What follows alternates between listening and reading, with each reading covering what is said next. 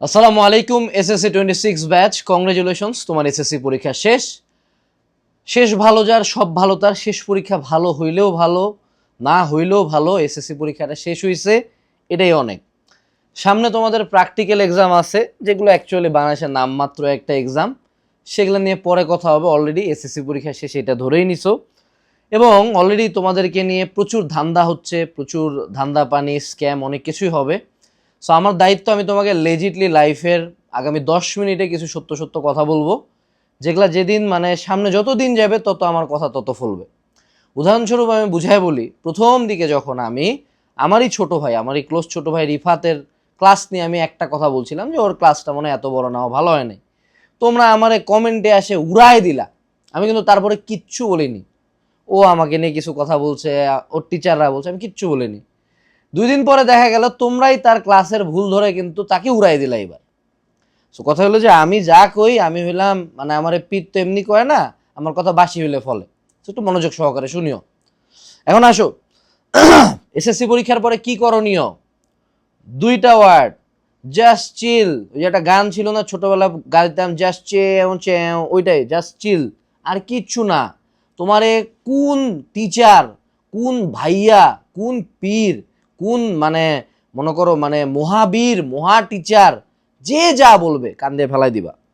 তুমি যদি ধরো ওই যদি গল্প দিয়ে যাও, ভাইয়া এনডিসি, হোলি ক্রস, সেন্ট জোসেফে পরিবার লাগবে না।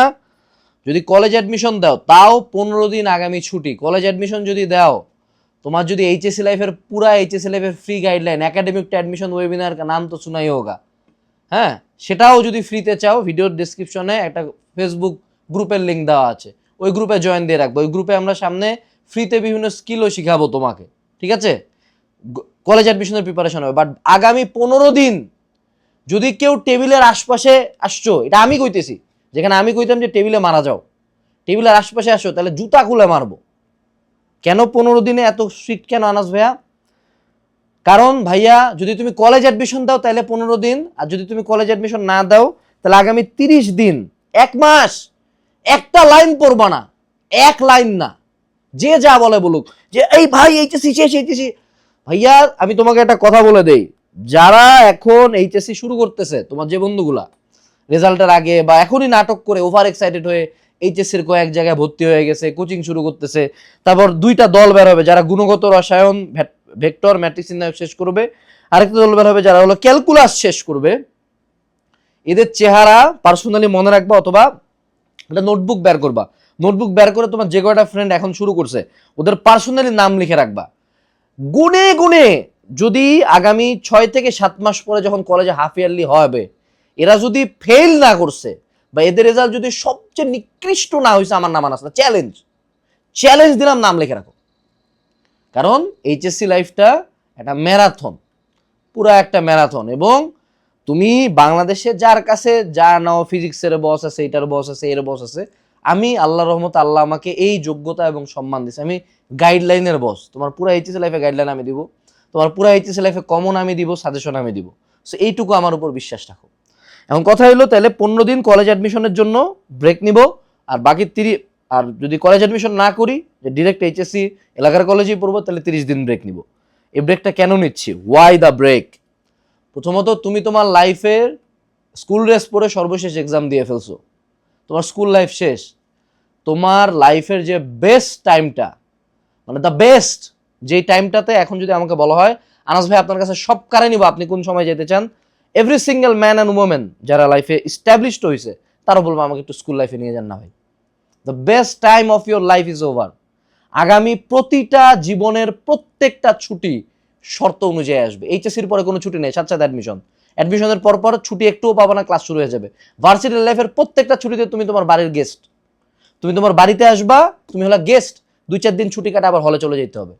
এরপরে জীবনে কোনো ছুটি নাই, কোনো ছুটি নাই। এরপরে কোনো একটা ছুটি এনজয় করতে পারবা না। জীবনে যত বড় হবা তত প্রবলেম বাড়বে, প্যারা বাড়বে, চাপ বাড়বে, কষ্ট বাড়বে, দুঃখ বাড়বে, বাপ মারা যাবে, মা মারা যাবে, আত্মীয় স্বজন মারা যাবে, মানে ইয়োর লাইফ উইল বি হেল। এবং এইচএসসি লাইফ হলো এসএসসি লাইফের চেয়ে 10,000 গুণ, 1 গুণ না, 10 গুণ না, 100 গুণ না, 10,000 গুণ বেশি কঠিন। এই ছুটিটা হিসাবে তোমার লাইফের সর্বশেষ ছুটি। ট্রাস্ট মি, যদি কোনো দিন বিলিভ না হয় আমার কথা, যে কোনো সিনিয়র বড় বা ভাইয়া বা আপু যে কাউকে জিজ্ঞেস করো, নক এনি ওয়ান, বলবে হ্যাঁ এনজয় দিস ছুটি। So this is a total ছুটি। এখন আসো, এইচএসসি লাইফ নিয়ে যারা তোমাকে গপ্প দিবে আগামীতে, এখন তুমি হলা বাজারের সবচেয়ে তেজস্ক্রিয় ব্যাচ, তেজস্ক্রিয় 28। এটা এখন একটা দল হলো তেজস্ক্রিয় 28, আর একটা দল হলো মুরগি 28। তেজস্ক্রিয় 28 স্মার্ট, ও একটা ছুটি কাটাবে, ও জানে যে সামনে আমাকে 2টা বছর পাগলের মতো পড়তে হবে, তারপরে অ্যাডমিশনের জন্য 6 মাস পাগলের মতো পড়তে হবে। So let me conserve my energy. আরেকটা ব্যাচ এই দৌড় দৌড় দৌড় দৌড়, এইচএসসি পরে ইয়ার ফাইনালে ফেল। এইচএসসি লাইফে তোমার যা লাগবে আমি তোমাকে ওয়াদা দিচ্ছি, আমি তার ফ্রি পেইড সব তোমাকে দেব। তুমি আমাকে যদি ছোট থেকে ফলো করে থাকো, সামনে আমি কে বা কি এটা আরো টাইমলি বুঝবা ইনশাআল্লাহ। আমাদের প্ল্যাটফর্ম কি কি রিপ্রেজেন্ট করে এটা বুঝবা। সামনে আমাদের একাডেমিক অ্যাডমিশন ওয়েবিনার হবে, কিচ্ছু করতে হবে না বাবা, জাস্ট গ্রুপটাতে জয়েন দিয়ে থাকো, পড়তে বলতেছি না। এরপরে আসো, what are the things you can do. তাও বাঙালির একটা মানে ফেটিশ আছে যে আমি একটু প্রোডাক্টিভ হতে চাই। প্রোডাক্টিভিটির কথা কিন্তু আমি লাস্ট ইয়ারগুলোতে বলতাম, এখন দেখবে সবাই ভিডিও বানায় তোমার কইতেছে যে প্রোডাক্টিভিটি করো, স্কিল শিখো। এই ভিডিও এদের কিন্তু আগের বছরে আপলোড করা দেখবা না, কিন্তু আমার মনে করো তোমাদের যে আগের ব্যাচ এসএসসি 25 ব্যাচ, তার আগে এসএসসি 24 ব্যাচ, প্রত্যেকটার এসএসসির পরের ভিডিওগুলো একটু সার্চ দিবা, এসএসসি 24 এক্সাম শেষে কি করবো, তুমি দেখবে আমি সেম টাইপের কথাই বলছি। তো আমি তোমাকে বলি actually what you can do. প্রথম যে কাজটা, you can give a family tour. Family নিয়ে, কখনোই একা না, ফ্যামিলি নিয়ে বাপ মা নিয়ে একটা ট্যুর দিয়ে আসো। ভার্সিটি লাইফে উঠার মধ্যেই অনেকের বাপ মা চলে যাবে, ভার্সিটি লাইফে উঠার পরপরই অনেকের বাপ মা চলে যাবে, এবং এই পরিবার, যে পরিবারের একটু সান্নিধ্যের জন্য আমরা এখন কাঁদি, কাঁদবা কাঁদবা ছটপটাবা মায়ের হাতের একবেলা রান্না খাওয়ার জন্য। সো পরিবারকে সময় দাও, ট্যুর দাও, স্কিলস ফেলাও, প্রোডাক্টিভিটি ফেলাও। জীবন অনেক, সামনের জীবন বহুত কষ্টের হতে যাচ্ছে। এতদিন যে খুব সুখকর ছিল তা না, সামনে কষ্ট। সো পরিবারের সাথে ঘুরে আসো, দানি বাড়ি যাও, দাদি বাড়ি যাও, কক্সবাজার যাও, সিলেট যাও, ঘুরে আসো, ট্যুরটা এনজয় করো। দ্বিতীয় যেটা, তুমি কোরআন শরীফ পড়তে পারো, নামাজ পড়তে পারো। আমাদের জেনারেশনের, আমাদের সময় আমরা অনেক সময় বাসায় হুজুর রাখে পড়ছি, এখনো কিছু কিছু পড়তে পারি, অনেকটা ভুলেও গেছি হয়তো বা ব্যস্ততার কারণে পড়া হয় না। তোমাদের মধ্যে অনেকে কোরআন শরীফ পড়তে জানো না, পড়তেই পারো না, জীবনে দেখো নাই, এমনও আমি মানুষ পাইছি তোমাদের মধ্যে যারা নামাজ পড়ার টোটাল নিয়মই জানো না। মানে দাঁড়াই কোনটা পড়বো, রুকুতে কোনটা পড়বো, হাঁটু করে বসার পরে কোনটা পড়বো, এই দোয়াগুলো অনেকে জানো না। This is a basic skill না, এটা একটা মাস্ট স্কিল, মাস্ট মাস্ট, মানে এটা নিড না কিন্তু। সো এই জিনিসটা এটা করতে যে খুব, আমি বলতেছি না যে একদম হাফেজ কারি মাওলানা হয়ে যাও না, এমনি সিম্পলি অনলাইনে ভিডিও দেখো, অনলাইনে ভিডিও যাতে টাকা নেয়, যদি পারো বন্ধুরা মিলে একটা হুজুরের কাছে যাও, প্রত্যেক মসজিদের ইমাম খুশি হয়ে যাবে, পাগল হয়ে যাবে, ভাই তোমাকে ডাকে ডাকে পড়াবে যে এই যে এমনি এমনি এমনি এমনি করতে হয়। সিম্পলি এই জিনিসগুলো একটু রিভাইজ করো, একটু পড়ো, এটা সাথে রাখিও জাস্ট, কাজ কখন কে টপকে যায় ইউ ডোন্ট নো, এবং এগুলা ছাড়া টপকে গেলে আরো বিপদ। ঠিক আছে, আমি বলতেছি না যে আমি হুজুর, আমি এটাও বলতেছি না যে আমি খুব ভালো, but this is a mandatory human মানে এবিলিটি, স্কিল। ঠিক আছে, এরপরে আসো, সেটা হলো আমাদেরকে জিম বা স্পোর্টসের দিকে তুমি যাইতে পারো। আমি পার্সোনালি জিম স্টার্ট করছিলাম এসএসসির পরে, এবং আরো অনেকেই এসএসসির পরে জিম স্টার্ট করে। এবং এর মানে এই কি যে তুমি 100 কেজি ও করে উঠাবো না, you can play any sports, you can do swimming, cricket, running, athletics, powerlifting, boxing, any sports, any physical activity, anything. But যে কোনো একটা ফিজিক্যাল অ্যাক্টিভিটি তোমার লাইফে যেমন লংজিভিটি বাড়াবে, তোমাকে মেন্টালি বেটার রাখবে, তোমাকে ফিজিক্যালি বাকিদের চেয়ে অনেক বেটার রাখবে, কারণ সামনে তোমার প্রচুর এনার্জি লাগবে। So choose any physical activity or gym. এরপরে আসি, ইংলিশ ল্যাঙ্গুয়েজ স্কিল। ঠিক আছে, ইংলিশ ল্যাঙ্গুয়েজ স্কিল। আমাদের বাঙালি এবারও ইংলিশ পড়ছো, আগামীতেও ইংলিশ পড়বা। ইভেন ভার্সিটির 1-1-এ তোমার একটা কোর্স থাকবে ইংলিশ 101, এডির পরেও তুমি ইংলিশ পারবা না। সো তুমি যদি বিদেশ যেতে চাও, দেশে থাকতে চাও, চাকরি পাইতে চাও, যা করো, তোমার মৃত্যুর আগের দিন পর্যন্ত তোমাকে ইংলিশ পড়ার লাগবে। এটা একটা মানে একদম ম্যান্ডেটরি স্কিল। এটা স্পোকেন ইংলিশ যেমন এক, 2 হলো রিটেন ইংলিশ। এই 2টা জিনিস যদি পারো, এটার জন্য কোনো কোর্স লাগবে না রে ভাই, কোনো কোর্স লাগে না। অনলাইনে হাজারটা চ্যানেল আছে, হাজারটা ভিডিও আছে বা অ্যাপ আছে। ডুওলিঙ্গো নামাও, তারপরে মনে করো অনলাইনে ভিডিও দেখো, এগুলা ভিডিও দেখে সুন্দর মতো ইংলিশ শিখো বসে বসে। একটু যদি ইংলিশ যদি তোমার এখন 16তে থাকে, 16 থেকে যদি তুমি 18তেও নাও, still you will do 1000 times better in the future. এটা তোমার এইচএসসিতে লাগবে, অ্যাডমিশনে লাগবে, সামনে যদি কোনোদিন চাকরি করতে চাও তখন লাগবে, বিদেশ যদি যেতে চাও আরও বেশি লাগবে। এরপর আসো, সেটা হলো টেক অ্যান অ্যাকচুয়াল ব্রেক। সবাই তোমাকে প্রোডাক্টিভিটি দিয়ে ফাটায় বলতেছে যে ভাইয়া এই শিখ ওই শিখ। আমি তোমাকে বলি বাবা, বইটই সরাও, ঘুমাও ইচ্ছা মতো। এই জিনিসটা তোমাকে কেউ কখনো মনে হয় দেয় না।